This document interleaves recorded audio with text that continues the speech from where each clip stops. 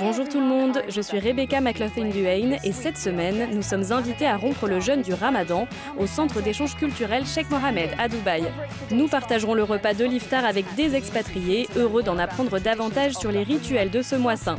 Et les organisateurs nous raconteront les traditions des Émirats.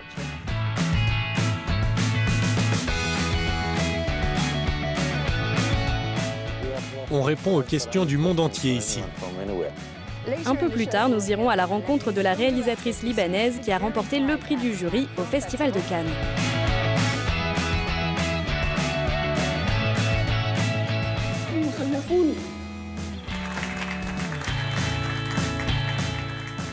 Mais tout d'abord, Salim et Saïd nous fait découvrir des initiatives locales de solidarité pendant ce mois de Ramadan. Il suffit parfois de peu de choses pour rassembler une communauté. Un réfrigérateur commun, par exemple. Cela fait justement partie du projet des frigos partagés du Ramadan, ici à Dubaï. Des frigos remplis durant un mois par les membres de la communauté ou encore des entreprises locales. Une idée simple qui permet notamment aux ouvriers de rompre leur jeûne durant la journée s'ils n'arrivent pas à tenir à cause des fortes chaleurs de saison. Ou alors de venir s'approvisionner après le coucher du soleil.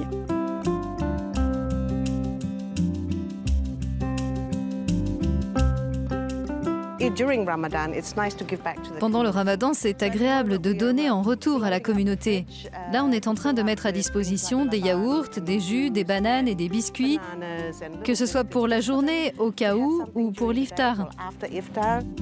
Le projet des réfrigérateurs est né en 2014 à l'initiative d'une mère de famille marocaine et de son mari.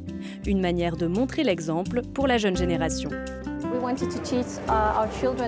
Nous voulions transmettre à nos enfants les valeurs du don et du partage, en ayant une pensée pour les personnes moins fortunées que nous. Donc on s'est dit, on va mettre le frigo qu'on a en plus à l'extérieur avec des boissons fraîches pour les ouvriers. Je leur souris, je leur demande comment ils vont, comment se passe leur journée, juste pour les connaître un peu.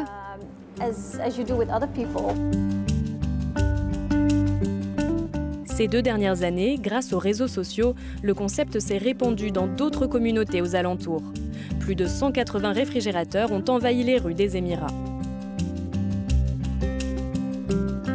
La solidarité commence à l'échelle locale, comme ici. Mais la démarche n'existe pas que dans ces quartiers. À une échelle supérieure, c'est aussi ce que fait le Croissant Rouge depuis 30 ans aux Émirats Arabes Unis. 10 milliers de colis de vêtements préparés l'année dernière et expédiés au Yémen, en Syrie, au Soudan ou encore en Mauritanie. L'association The Preservation of Grace, basée à Abu Dhabi, compte 25 employés et dépend de l'organisation humanitaire du Croissant Rouge aux Émirats.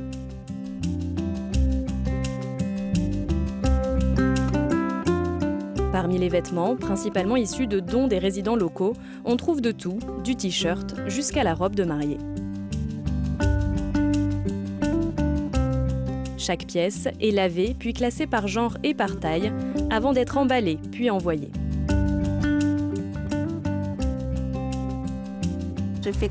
On répare les habits pour les personnes défavorisées, pour ceux qui en ont besoin. Donc c'est gratifiant.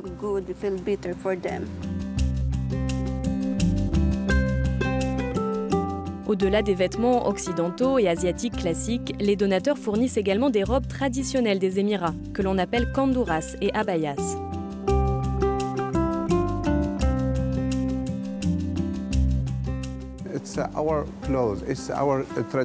Ce sont nos habits locaux, nos habits traditionnels.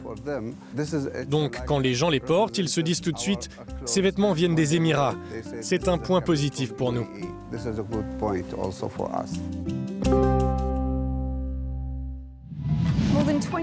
Il y a plus de 20 ans, ce lieu d'échange culturel avait été créé à l'origine pour tenter de rapprocher la communauté locale des 200 communautés expatriées qui vivent et travaillent aux Émirats.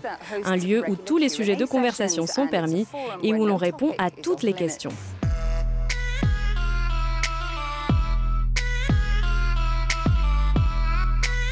L'ouverture d'esprit des Émiratis surprend souvent les visiteurs expatriés et les touristes qui viennent chaque année par milliers des 4 coins du monde. Le principe des sessions interactives est l'occasion parfaite pour épancher sa curiosité.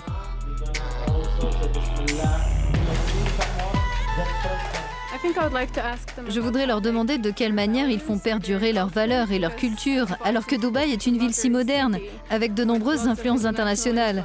Donc je pense que ce ne doit pas être si simple de préserver sa culture locale. Pendant le Ramadan, les visiteurs sont invités à explorer la mosquée locale.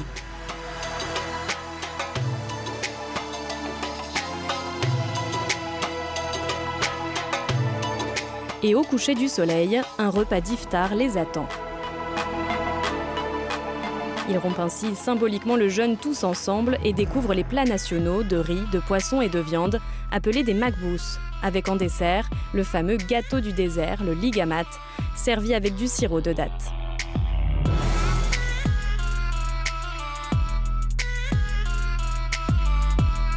Pour en savoir plus sur ce centre culturel et ses programmes d'éducation avec un seul leitmotiv, porte ouverte et esprit ouvert, Inspire a rencontré le directeur, Rachid Altamini. Rachid, Ramadan Karim à vous. À vous aussi et à tout le monde.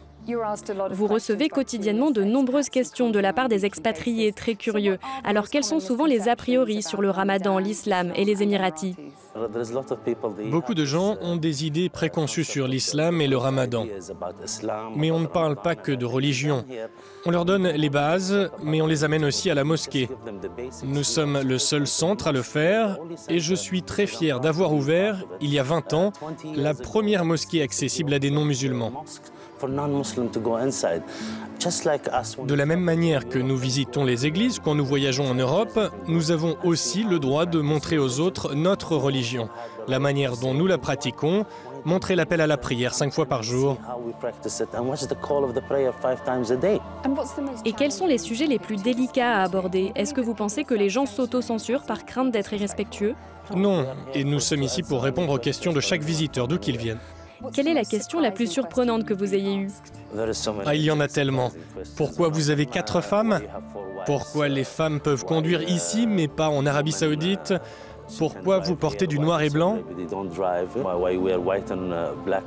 Et alors pourquoi vous portez du blanc? C'est le tissu qu'on avait à notre disposition. Mais avant, on ne portait pas du blanc. On accordait nos habits à la couleur des dunes de sable où nous vivions. Une sorte de camouflage contre nos ennemis. Il y avait des guerres tribales à l'époque et c'était un moyen de survivre. Pour le Ramadan, des plats bédouins traditionnels sont cuisinés ici. Quel est le plat qui a une signification particulière pour vous? Comme beaucoup d'entre nous, j'adore les haris. Je me souviens que j'observais ma grand-mère les préparer au veau, au poulet ou autre. Elle battait la préparation, rajoutait du blé, de l'huile. Elle faisait ça tôt le matin pendant 1 heure, jusqu'à obtenir une sorte de porridge. C'est un de nos plats préférés aux Émirats.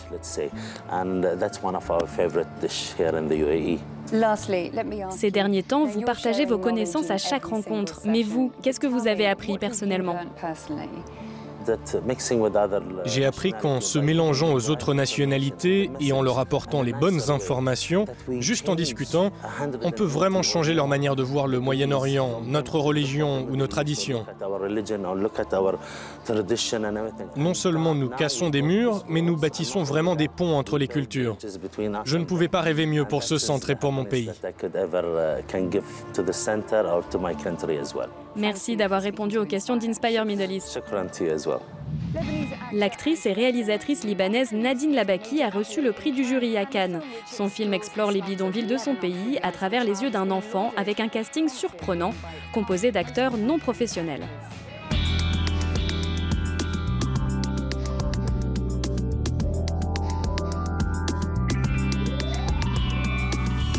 Du 71e Festival de Cannes, on retiendra sans aucun doute la standing ovation de 15 longues minutes pour Capharnaüm.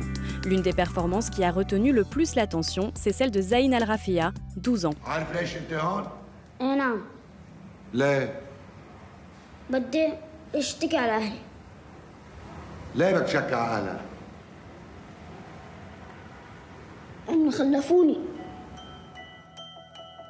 Le succès du film promet peut-être une vie différente pour le jeune comédien, lui qui vivait dans les rues de Beyrouth comme le reste des acteurs, principalement des enfants réfugiés. C'est une victoire immense pour nous, une victoire au sens littéral du terme. C'est incroyable de voir Zayn ici, un petit garçon qui n'avait même pas de papier il y a quelques jours, qui était pratiquement invisible.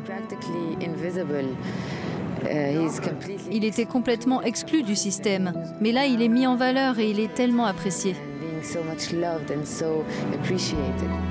Le film est le 3e long métrage de la réalisatrice. Sa victoire arrive à propos au festival dans un contexte de grand débat sur l'égalité des sexes. Un mouvement auquel ont notamment participé des actrices comme Salma Hayek et Cate Blanchett. En tant que femmes, nous affrontons chacune des défis particuliers. Mais nous nous tenons ensemble sur ces marches pour montrer notre détermination et notre engagement pour le progrès. Un engagement que Nadine Labaki soutient elle aussi avec force, même si elle s'oppose à toute idée de discrimination positive.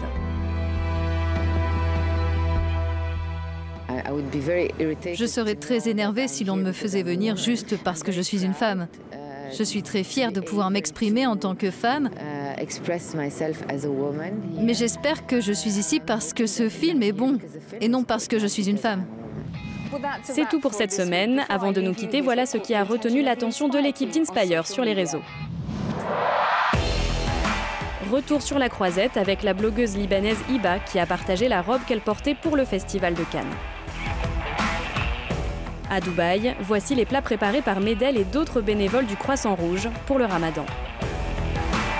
Et enfin, aux Émirats, un groupe d'expatriés a décidé de faire aussi le Ramadan et de rompre le jeûne avec leurs collègues et leurs amis.